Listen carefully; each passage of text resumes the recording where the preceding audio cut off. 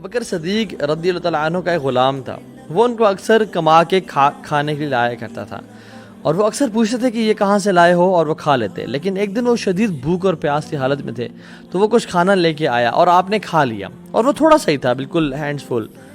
تو جب کھا لیا تو اس نے کہا کہ آپ نے آج مجھ سے پوچھا نہیں کہ کھانا میں نے کہاں سے لے کے آیا۔ تو انہوں نے کہا بتاؤ کہاں سے لے کے آئے ہو کھانا؟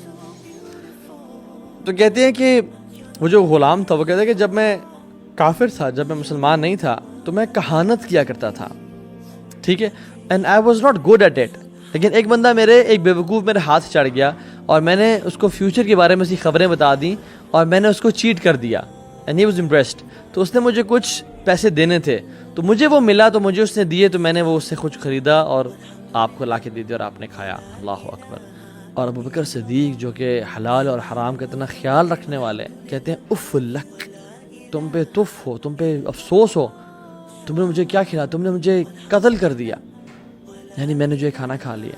اور پھر آپ نے کیا فرمایا، کیا کیا؟ اپنی انگلی کو اپنے منہ کے اندر ڈالا اور ڈیپ ڈالا تاکہ ان کو وامٹ آئے، اور وامٹ کی، اور ہی induced vomiting again and again, حتیٰ کہ وہ سب پیٹ میں جو تھا وہ باہر نکل کے گر گیا، اور آپ جو ہے وہ ویک اور کمزور ہو گیا، آپ کو بخار ہو گیا اس وجہ سے۔ اور پھر یہ سب کرنے کے بعد بھی اللہ سے دعا کی، اللہم انی اعتذر الیک مما حملت العروق وخلت الامعاء۔ اللہ اکبر۔ یا اللہ میں تجھ سے معافی مانگتا ہوں۔ کس چیز کی معافی یا ابوبکر؟ یا اللہ میں تجھ سے معافی مانگتا ہوں کہ جو اس حرام کھانے میں سے میرے رگوں میں چلا گیا اور میرے انٹسٹائنز میں چلا گیا، مجھے معاف کر دے، ان پہ میرا کنٹرول کوئی نہیں ہے۔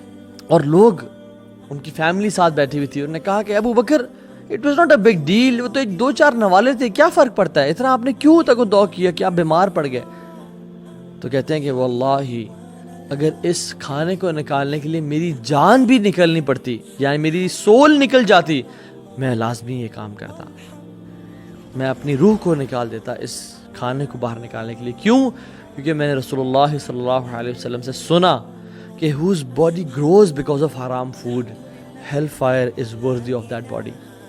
جس بندے کا جو پرورش ہے، نشو نما ہے، اس سے کچھ کچھ بال، کچھ سکن حرام کھانے سے اگتی ہے اور بڑی ہوتی ہے، تو اس باڈی کا جو حق ہے نا وہ نار پہ ہے، یعنی نار کا جو حق ہے اس باڈی پہ ہے، اور وہ اس کو کھائے گی۔ کیونکہ آئی سی پیپل نیک، نمازی، داڑھی رکھی ہوئی ہے، 5 ٹخنوں سے اوپر ہے، خواتین عبایا پہنا ہوا ہے، ماشاء اللہ منڈے اور تھرسڈے کے روزے رکھنے، اللہ کا ذکر، تہجد کی نماز، لیکن جب بات آتی ہے کمانے کی اور اپنے پیٹ میں وہ لقمہ ڈالنے کی، تو پھر وہ حرام جا رہا ہے۔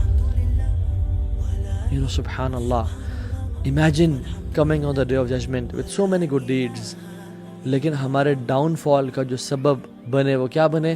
کچھ مال جو ہم نے کمایا وہ ڈاؤٹ فل تھا، وہ جو منہ میں ڈالا وہ شک والا تھا، جو ہم نے پہنا وہ اس میں شک تھا کہ حلال ہے یا حرام ہے، جو گاڑی چلائی اس میں شک کہ حلال ہے یا حرام ہے۔ So be cautious regarding the rupee and the dinar and the dirham and the dollar۔ اپنے ٹیچر بن جائے، اپنے ایگزامینر بن جائے کہ میں کس لیول پہ ہوں۔